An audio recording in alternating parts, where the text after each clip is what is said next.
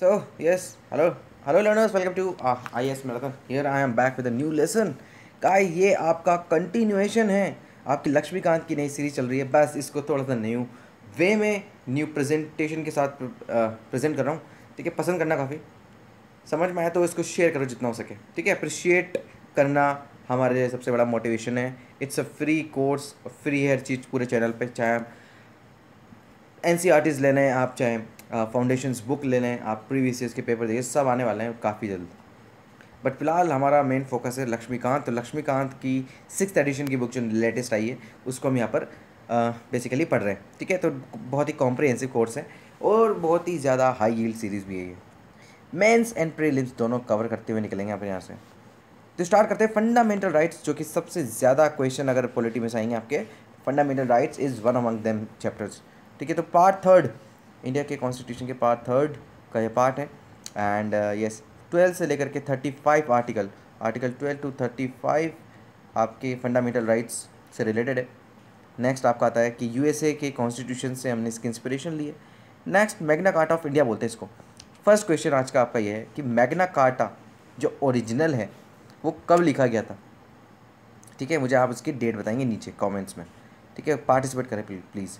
So yes, तो बहुत ही comprehensive और बहुत ही long list of justiciable fundamental right. Justiciable is an important word, क्योंकि हमारे DPSP से हम पढ़ेंगे because they are non justiciable. यानी कि इसका मतलब क्या होगा कि हम कोर्ट में जा कर के अगर वायलेट हो जा रहे हैं तो कोर्ट में जा कर के हम इसको जस्टिफाई करा सकते हैं। ठीक है, हम उसको पा सकते हैं लीगली, तो हमारे पास राइट है इसका। दैट्स वाई हम इसको जस्टिसेबल बोलते हैं। फंडामेंटल राइट्स जो कॉन्स्टिट्यूशन के are more elaborate than the USA constitution से भी ज़्यादा इलोबरेट वे में इसको हमने यहाँ पर लिखा हुआ है। ठीक है, नेक्स्ट आता है फंडामेंटल राइट्स जो है उन्होंने गारंटी किया है ऑल पर्सनस को विदाउट एनी डिस्क्रिमिनेशन। नेक्स्ट ये हमको अपहोल्ड करता है कि इंडिविजुअल की इक्वालिटी है ना, हर इंडिविजुअल की इक्वालिटी, इंडिविजुअल की डिग्निटी और पब्लिक इंटरेस्ट और यूनिटी ऑफ द नेशन। तो ये सब हमको अपहोल्ड करता है आपका फंडामेंटल राइट्स। नेक्स्ट आता है ये बेसिकली किसको प्रमोट करते हैं, आपके आइडियल ऑफ पॉलिटिकल डेमोक्रेसी को। ओवरऑल इसका एम क्या होता है फंडामेंटल राइट्स के हमारे कॉन्स्टिट्यूशन के अंदर जो है, इसका मेन एम है कि अ गवर्नमेंट ऑफ लॉज होना चाहिए, ना कि गवर्नमेंट ऑफ मैन। ठीक है, so it's main aim is government of laws and not of man. तो ये इस तरीके से आप जो है आप अपने आंसर्स पे यूज़ करें, काफ़ी इंटरेस्टिंग होगा। नेक्स्ट है आपका फंडामेंटल राइट जो है सारे के सारे आपका ऑल राउंड डेवलपमेंट में ही सबसे ज़्यादा इंपॉर्टेंट होते हैं, चाहे वो मटीरियल हो, इंटेलेक्चुअल हो, मॉरल हो, स्पिरिचुअल हो, है ना। हर तरीके के फंडामेंटल राइट्स हमारे पास हैं। ओरिजिनली अगर हम देखें तो कितने थे, ओरिजिनली अगर हम देखें तो 7 फंडामेंटल राइट्स हैं। हम हमारी सिविक्स की बुक्स में कब से पढ़ते हुए आ रहे हैं, 8-9 से ही पढ़ते हुए आ रहे हैं कि 7 हमारे फंडामेंटल राइट थे। पहला आपका राइट टू इक्वालिटी था, अभी भी है। ओरिजिनली अगर हम बात करें तो आर्टिकल 14 से लेकर के 18 तक, राइट। नेक्स्ट आता है आपका राइट टू फ्रीडम, जो कि आपका 19 से 22 है। Next right against exploitation, right to freedom of religion, cultural and educational rights, right to property, this is important, right to property. Next आता है आपका राइट टू कॉन्स्टिट्यूशनल रेमेडीज, जो आपका आर्टिकल 32 है। मैंने काफ़ी सारे केसेस बताए आर्टिकल 32 से रिलेटेड। इसका मतलब ये है इन सब का बेसिकली अगर आर्टिकल 32 नहीं है, अगर आर्टिकल 32 नहीं है तो कुछ भी नहीं है, because this is what gives power to the supreme court की बेसिकली जुडिशियल रिव्यू करे, और अगर कोई रिव्यू पिटिशन डालनी हो तो इस आर्टिकल के अंदर डलती है। इस तरीके से बहुत इंपॉर्टेंट है ना। सो ये आर्टिकल जो है आप याद करना, बाकी इसको डिटेल में करने वाले हैं इसी वाले लेसन में हम, है ना। यस, तो अब बेसिकली राइट टू प्रॉपर्टी जो थी वो आर्टिकल 31 में थी, है ना। इसको निकाल दिया गया, डिलीट कर दिया गया फंडामेंटल राइट्स से। 44th कॉन्स्टिट्यूशनल अमेंडमेंट लेकर कहते हैं 1978 में। अब इसको लीगल राइट बना दिया गया है बेसिकली आर्टिकल 300A। ठीक है, article 300A of the Indian constitution, it is आपका legal right. So it present हमारे पास 6 फंडामेंटल राइट्स हैं जिसको हमको डिटेल में देखना है, काफ़ी अच्छे तरीके से देखने वाले हैं। तो स्टार्ट करते हैं, सबसे पहले फीचर्स देखते हैं हमारे फंडामेंटल राइट्स का। तो सबसे पहला फीचर, यस, तो सबसे पहला जो आता है आपका फर्स्ट कि कुछ इसमें मतलब most of the some of the आपका फंडामेंटल राइट जो है वो सिर्फ आपके अवेलेबल है to the citizens of India, है ना। बाकी अदर जो हैं वो वेदर सिटीज़न हो, फॉरेनर हो, लीगल पर्सन हो, या फिर जैसे कि कॉरपोरेशन हुआ, कंपनीज हुई, सबको अवेलेबल होते हैं, है ना। नेक्स्ट आता है आपका ये एब्सोल्यूट नहीं है, only one article of the Indian constitution, और एक राइट जो है आपका वो एब्सोल्यूट है।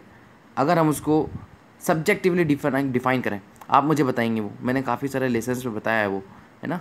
तो मुझे आप बताओ ऐसा कौन सा राइट है, फंडामेंटल राइट, जो कि एब्सोल्यूट कैटेगरी में हम रख सकते हैं। बाकी कुछ भी हमारे फंडामेंटल राइट्स में एब्सोल्यूट नहीं, सब क्वालिफाइड है। मतलब क्वालिफाइड इसका मतलब क्या हुआ सर एंड मैम? इसका मतलब ये हुआ कि स्टेट यानी कि गवर्नमेंट और स्टेट, हमारा नेशन स्टेट जो है वो रीजनेबल रेस्ट्रिक्शंस लगा सकता है इस पर, हमारे फंडामेंटल राइट्स पे। यानी कि अगर कोई कहते हैं कि आपके राइट टू लाइफ अगर एब्सोल्यूट है, तो नहीं, बिल्कुल भी नहीं। बच्चन सिंह केस में मैंने बताया था आपको कि फंडामेंटल राइट जो है आपके एब्सोल्यूट नहीं होते हैं, क्वालिफाइड होते हैं, और राइट टू लाइफ भी आपकी एब्सोल्यूट नहीं है। यानी कि थ्रू प्रॉपर मैकेनिज्म और bye legal establish procedure by the law के अकॉर्डिंग अगर हम चलें तो आपके राइट टू लाइफ भी छीनी जा सकती है बाय द स्टेट, ठीक है। तो रीजनेबल रेस्ट्रिक्शंस जो है वो रीजनेबल होना चाहिए, वो कोर्ट डिसाइड नहीं करेगा, वो पार्लियामेंट और कॉन्स्टिट्यूशन के अकॉर्डिंग रहेगा। नेक्स्ट आता है कि thus they strike a balance between the right of individual और सोसाइटी के राइट्स में ओवरऑल बैलेंस क्रिएट करता है ये। इंडिविजुअल लिबर्टी और सोशल कंट्रोल किस तरीके से किया जाना चाहिए उसके बारे में हमको एक हार्मनी प्रोवाइड करता है आपका फंडामेंटल राइट्स। नेक्स्ट आता है आपका कि ये against arbitrary actions of the state के लिए हमको प्रोवाइड किया कि कराए गए हैं, क्योंकि अगर स्टेट कोई आर्बिट्रेरी एक्शन करता है, ज़बरदस्ती कुछ करता है, तो आप जा कर के उसके अगेंस्ट सुप्रीम कोर्ट में, हाई कोर्ट में जा कर के कंप्लेंट कर सकते हो, ताकि आपके फंडामेंटल राइट्स वायलेट ना हो। यस, नेक्स्ट है आपका कि यस कोई भी नेगेटिव, बेसिकली हमारे दो कैरेक्टर्स में है फंडामेंटल राइट्स। पहला तो आपका नेगेटिव कैरेक्टर के, सेकंड आपके पॉजिटिव कैरेक्टर में। नेगेटिव का मतलब इन सेंस अगर आपके फंडामेंटल राइट्स को लिमिटेशंस लगाते हैं स्टेट की अथॉरिटी पे, तो yes they are negative, obviously they are. Next आपका पॉजिटिव इन नेचर, जो कि आपके प्रिविलेजेस देते हैं पर्सनस को। सो आपका दो तरीके के हैं ये, दो तरीके के कैरेक्टर और नेचर के हैं, negative and positive. Second justiciable है, बिल्कुल मैंने स्टार्टिंग में बता दिया कि ये अलाउ करते हैं पर्सन को किसी भी कोर्ट में जाएं, अपने राइट्स को इन्फोर्स कराएं अगर ये वायलेट किए जा रहे हैं by any person, by any authority of the law. Next है they are defended guarantee by the supreme court, because supreme court is the guardian, है ना। और सुप्रीम कोर्ट में आप डायरेक्टली जा सकते हो फंडामेंटल राइट्स को अगर आपको इन्फोर्स कराना है। आपको कोई अपील करने की ज़रूरत नहीं है, कुछ नहीं, बस आप एक एप्लीकेशन लिख करके दे दें सुप्रीम कोर्ट में और आपकी डायरेक्टली सुनी जाएगी, ठीक है। यस, नेक्स्ट आता है आपका दीज आर नॉट सेक्रोसेंट, और ना कि परमानेंट। सेक्रोसेंट यानी कोई यूनिवर्सल सा नहीं है, आपका अगर बोल दिया तो बोल दिया, ऐसा नहीं है। पार्लियामेंट है जो भी है, ठीक है, तो parliament is very powerful. Yes, तो पार्लियामेंट कर्टेल भी कर सकती है, रिपील भी कर सकती है आपका कोई भी फंडामेंटल राइट, बट उसके लिए उसको थोड़ी दम लगानी पड़ेगी। दम लगाने के मतलब यहाँ पर है फंडामेंटल राइट्स को हटाने के लिए कॉन्स्टिट्यूशनल अमेंडमेंट एक्ट लेकर के आना पड़ेगा इनको, ना कि सिर्फ ऑर्डिनरी एक्ट ला करके आप करा सकते हो, नहीं होगा ऐसा, अमेंडमेंट करना पड़ेगा, ठीक है। सो और ये सब करो भी आप तो भी आपका बेसिक स्ट्रक्चर अफेक्ट नहीं होना चाहिए, एंड फंडामेंटल राइट्स आर आपका पार्ट ऑफ बेसिक स्ट्रक्चर। सो बड़ा टफ है ये, है ना। यस, तो एट्थ पॉइंट है आपका, देखो बहुत सिंपल, बहुत अच्छी वे में बताऊंगा। अब आपके आर्टिकल समझ आएंगे 31, 33, 34, 35, है ना। ये यहाँ पे यहीं पे समझ लोगे आप इनको बहुत ईजी वे में। तो सबसे पहले इनको सस्पेंड किया जा सकता है, यस दे आर सस्पेंडेबल, कब? नेशनल इमरजेंसी के टाइम में, ठीक है। लेकिन आपका आर्टिकल 20 और 21 कभी भी जो है मतलब आपका जो है सस्पेंड नहीं होता। फर्दर जो बाकी मतलब 6 राइट जो है, जो कि आर्टिकल 19 के अंदर दे रखे हैं, वो क्या है वो मैं आपको आगे बताने वाला हूँ। वो सस्पेंड किए जा सकते हैं नेशनल इमरजेंसी में, लेकिन उसका ग्राउंड होना चाहिए एक्सटर्नल इमरजेंसी, यानी कि अगर वॉर हो गया किसी कंट्री से, तब आप आर्टिकल 19 को हटा सकते हो। लेकिन अगर इंटरनल इमरजेंसी है, by the word use armed rebellion, तो आर्टिकल 19 के नॉट बी सस्पेंडेड। बहुत इंपॉर्टेंट, हाईलाइट कर लीजिए, राइट। बाकी चैप्टर 16 में पढ़ेंगे। यस, नेक्स्ट आता है जिसमें हम नेशनल इमरजेंसीज के बारे में पढ़ेंगे। नेक्स्ट आता है आपका कि जो स्कोप ऑफ ऑपरेशन है वो बहुत ही लिमिटेड है, ठीक है। जैसे कि आर्टिकल 31A के अंदर क्या कहा है कि अगर स्टेट्स को एक्विजिशन करना पड़े, यानी कि अगर कोई प्रॉपर्टी लेनी पड़े, तो आपका फंडामेंटल राइट्स जो हैं उसको बेसिकली लिमिट कर दिया, ठीक है। आर्टिकल 31B के अकॉर्डिंग अगर कुछ 9th शेड्यूल में डाल दिया कोई लॉ, ठीक है, तो भी आप फंडामेंटल राइट्स को कुछ नहीं कर, मतलब आपने अगर उनको वायलेट कर दिया और 9th शेड्यूल में डाल दिया, then it is also push some limitation on the fundamental rights. Next आता है आर्टिकल 31C। आर्टिकल 31C में आपका अगर कोई DPSP को बेसिकली इफेक्ट में लाने के लिए अगर कोई लॉ बनाया है तो आपका फंडामेंटल राइट्स यहाँ पर थोड़ा सा क्या होता है, लिमिट हो जाता है। नेक्स्ट आता है आपका arm forces, paramilitary forces, police forces, intelligence agencies and analogous services. इन सब में क्या होता है, आर्टिकल 33 के अकॉर्डिंग बता रहा हूँ बात आपको, इनका फंडामेंटल राइट बहुत ज़्यादा रेस्ट्रिक्टेड और एब्रोगेटेड रहते हैं, जैसे कि फ्रीडम ऑफ स्पीच नहीं मिलती है ना, बहुत सारी ऐसी बातें आपको बताऊंगा डिटेल में, है ना। नेक्स्ट आता है आपका आर्टिकल 33 कंप्लीट हो गया, 31 कंप्लीट हो गया। आर्टिकल 32 मैंने आपको बता ही दिया, क्या है 32 आपका, चलो मुझे बताएं। आर्टिकल 32 मैंने अभी लेसन बताया था, बिना देखे बताएं। आर्टिकल 32, आर्टिकल 32(3) के बाद 34 आता है आपका मार्शल लॉ। अगर किसी कंट्री में, अगर किसी जगह में, किसी स्पेस और किसी एरिया में, कंट्री के अंदर मार्शल लॉ यानी कि मिलिट्री रूल, ये बेसिकली एक्सेप्शनल सर्कमस्टांसेस में लगता है जब, ठीक है, तो उस टाइम पे भी आपके फंडामेंटल राइट्स जो हैं वो लिमिट हो जाते हैं, ठीक है। तो यस, आर्टिकल 34 मैंने आपको बता दिया। नेक्स्ट आता है आपका आर्टिकल 35। आर्टिकल 35 का मतलब है, देखना ही पता चलेगा, इसका मतलब ये है कि ये दीज आर डायरेक्टली इन्फोर्सिएबल, यानी कि सेल्फ एग्जीक्यूटरी है इनमें से बहुत सारे, लेकिन कुछ जो है उनके लिए लॉ बनाना पड़ता है पार्लियामेंट को, ठीक है। मान लीजिए फंडामेंटल राइट बनाया related to dignity of the nation, तो LGBT कम्युनिटी के ऊपर लॉ बन गया, LGBT कम्युनिटी है ना, तो उस पर लॉ बन गया, तो इट्स अ पार्ट ऑफ आपका राइट टू लाइफ और आपका right to life with dignity. So कुछ ऐसे लॉज हैं जिसके लिए आपको लॉ बनाना ही, कुछ ऐसे बेसिकल राइट्स हैं उनको इन्फोर्स करने के लिए लॉज बनाना बहुत ज़रूरी है ना, तो काम ही यही है पार्लियामेंट का, लेजिस्लेचर का। अब स्टेट लेजिस्लेचर क्यों नहीं बनाती, आर्टिकल 35 में लिखा है वो इसलिए ताकि सिर्फ पार्लियामेंट बनाए, यूनिफॉर्मिटी रहे पूरी कंट्री में। ऐसा नहीं कोई स्टेट अलग मैटर, उसी मैटर पे अलग कानून बना रहा है, तो दिस इज को some kind of disuniformity. तो इस फॉल्ट को फुलफिल करने के लिए, मतलब ख़त्म करने के लिए बनाया गया, यहाँ पर यूनिफॉर्मिटी आनी चाहिए, इसलिए आर्टिकल 35 के अंदर एक ही स्टेट यानी कि एक ही पार्लियामेंट है आपके नेशन में, तो वही क्या करेगी, इस पर लॉ बनाएगी, है ना, तो डायरेक्टली इन्फोर्सेबल है। अब यहाँ पर आर्टिकल 12 की अगर हम बात करें तो इसके अंदर स्टेट की डेफिनेशन दे रखी है, जिसके अंदर हम बात करें पार्ट 3 जो आपके फंडामेंटल राइट्स हैं, उसके अंदर स्टेट का मतलब क्या हुआ, तो स्टेट का मतलब हुआ आपकी गवर्नमेंट और पार्लियामेंट ऑफ इंडिया, ठीक है, जिसके अंदर यूनियन गवर्नमेंट के एग्जीक्यूटिव पार्ट और लेजिस्लेटिव ऑर्गन्स आते हैं।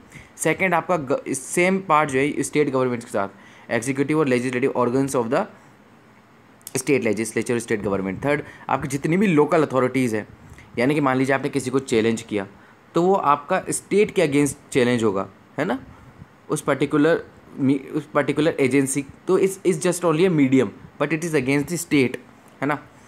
यस, सेकेंड आपका म्यूनिसिपैलिटी जैसे कि पंचायत, उसके अलावा डिस्ट्रिक्ट बोर्ड्स, इंप्रूवमेंट ट्रस्ट, ये सब हुए, तो ये आपके local authorities. Next other authorities जैसे कि आपकी non statutory statutory authority, LIC हुई, ONGC सेल, तो आप अगर फंडामेंटल बेसिकली स्टेट हैं, है ना, तो फंडामेंटल राइट्स इस अगर आपके वायलेट हो रहे हैं इनके कारण, तो आप चैलेंज कर सकते हो, है ना, तो ये डेफिनेशन में ये आते हैं, ठीक है, तो चैलेंज कर सकते हो आप इनकी अथॉरिटीज़ को, वायलेट करे तो फंडामेंटल राइट्स। तो सुप्रीम कोर्ट कहती हैं कि इवन अ प्राइवेट बॉडी और एजेंसी अगर वो स्टेट्स के इंस्ट्रूमेंट के तौर पर काम कर रही हैं, then they are also falls under the state की डेफिनेशन ऑफ आर्टिकल 12, ठीक है, बहुत ही इंपॉर्टेंट बात है।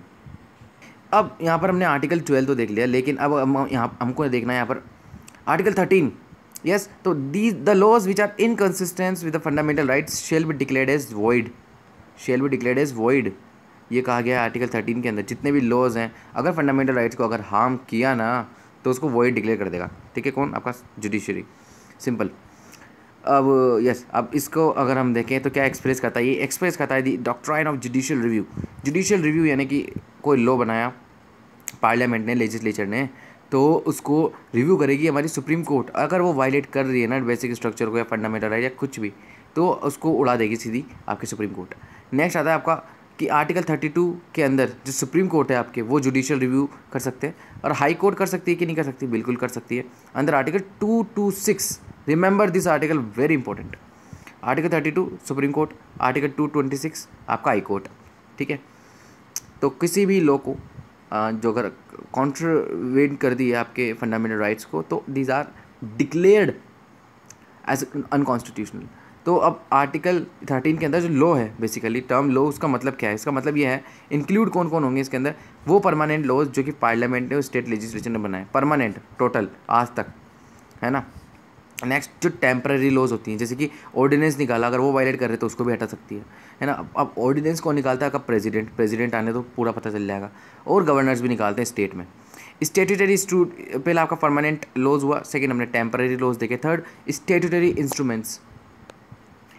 स्टेट्यूटरी इंस्ट्रूमेंट जो होते हैं डेलीगेट लेजिस्लेशन में होते हैं, यानी कि एग्जीक्यूटिव ऑर्डर्स हुए, राइट, बायलॉज हुए, रूल्स हुए, रेगुलेशंस हुए और आपके नोटिफिकेशंस हुए, जो भी है।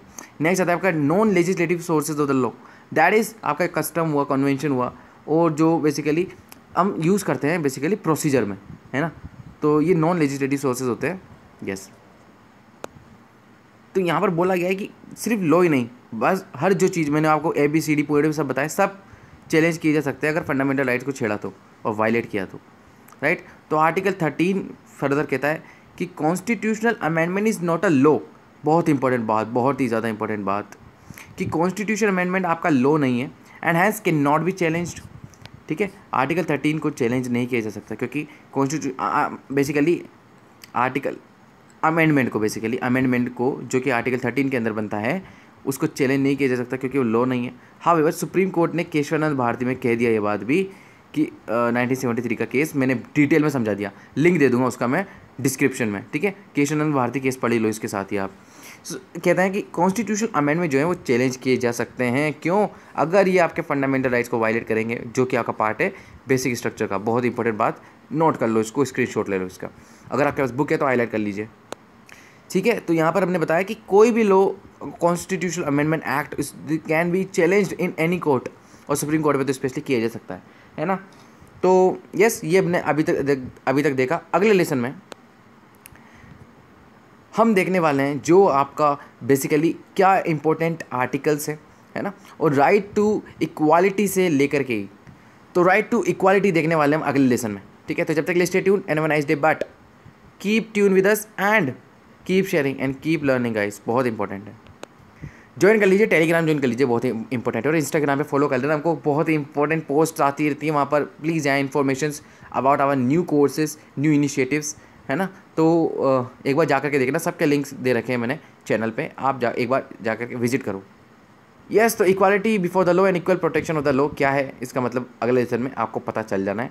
तो जब तक स्टे ट्यून्ड एंड यस, मिलते हैं अगले लेसन में, ठीक है।